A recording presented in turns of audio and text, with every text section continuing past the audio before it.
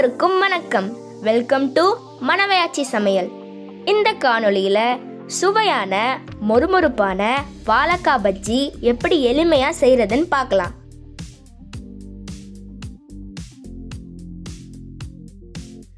தேவையான பொருட்கள்: 1 கப் கடலை மாவு, 1/2 கப் அரிசி மாவு,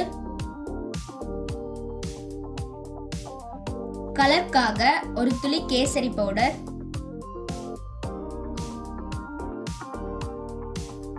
1 டீஸ்பூன் மிளகாய் தூள், 1/4 டீஸ்பூன் பெருங்காயத்தூள்,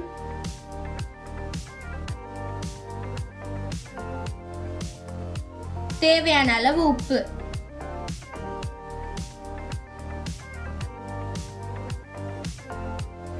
பஜ்ஜி மாவை கரைக்க நம்ம எடுத்து வச்சிருக்க பொருளோட தண்ணி சேர்த்து நல்லா பிசைய ஆரம்பிக்கலாம். பஜ்ஜி மாவு பார்த்தீங்கன்னா தண்ணியா இல்லாம கெட்டியான பதத்துல இருக்கணும். பஜ்ஜி மாவு பிசையும் போது மாவை கட்டியாக விடாம பார்த்துக்கணும்.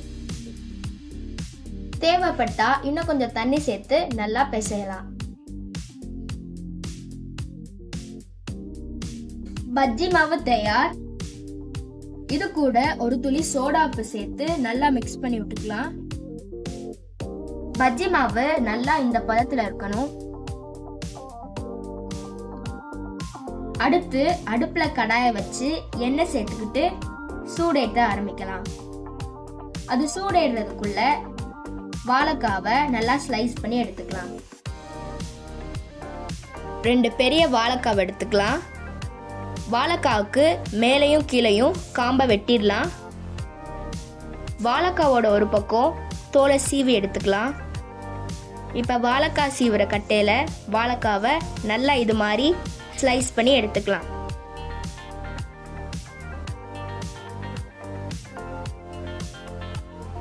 ரெண்டு பெரிய வெங்காயத்தை உரிச்சு எடுத்துக்கிட்டு அதையும் நல்லா ஸ்லைஸ் பண்ணி எடுத்துக்கலாம்.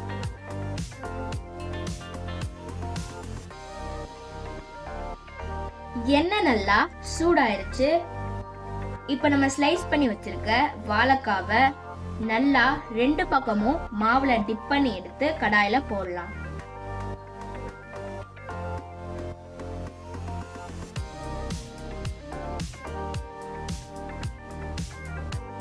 எண்ணெய் சூடா இருக்கனால பஜ்ஜி புஷ்ஷுன்னு மேல எலும்பி வருது.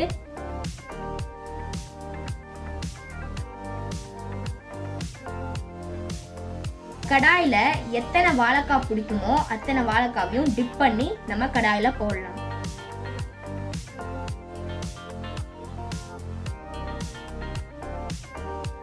பஜ்ஜியோட ஒரு சைடு நல்லா வெந்துருச்சு. இன்னொரு சைடும் வேறதுக்கு பஜ்ஜியை திருப்பி விடலாம்.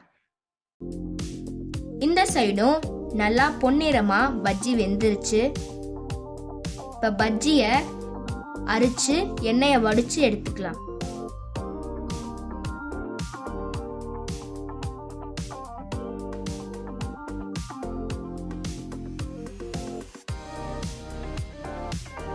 அடுத்து நம்ம ஸ்லைஸ் பண்ணி வச்சிருக்க ஆனியனை நல்லா 2 பக்கமும் டிப் பண்ணி கடாயில போடலாம்.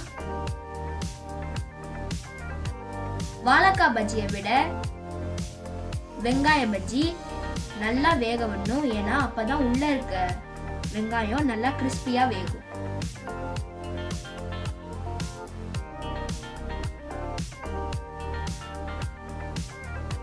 வாழைக்காய் பஜ்ஜி மாதிரியே ஆனியன் பஜ்ஜியும் நல்லா 2 பக்கமும் திருப்பி வேக விட்டு அரிச்சு எடுத்துடலாம்.